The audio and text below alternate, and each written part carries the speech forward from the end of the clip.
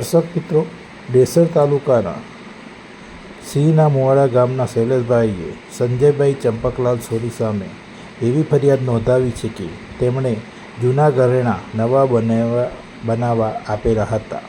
સોની પાસે ઘરેણાં વારંવાર માગવા છતાં પણ આપતા ન હતા.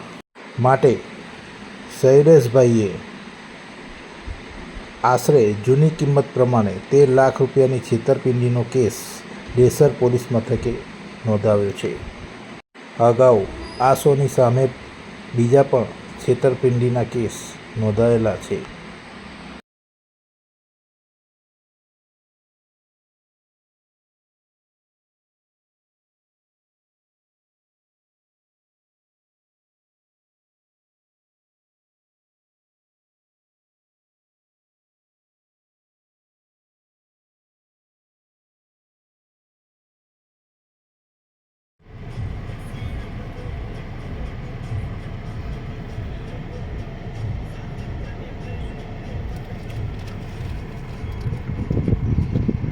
ચાવડા શૈલેષકુમાર છત્રસિંહ, હું મૂળ સિન્ના મુવાડાનો રહેવાસી છું અને આજથી લગભગ ગઈ સાલ 7/8/2025ના રોજ મેં મારી જૂની રકમો બનાવવા માટે થઈ સંજયભાઈ ચંપકલાલ સોનીને ડેસરમાં આપી હતી, જે આજ સુધી એને પરત આપી નથી.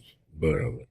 પછી તમે અત્યાર સુધી ફરિયાદ કેમ નહીં દાખલ કરી? ફરિયાદ એટલે જ્યારે હું ત્યાં ગાડી જતો ત્યારે એવા એમ કહેતા કે ભાઈ તમે 2 દિવસમાં આલું, 2 દિવસમાં આલું, એમ કરીને આજે 7-8 મહિના થઈ ગયા છતાં મને એક પણ રકમ એમને પાછી આપી નથી. કેટલી છે તમારી કુલ રકમો?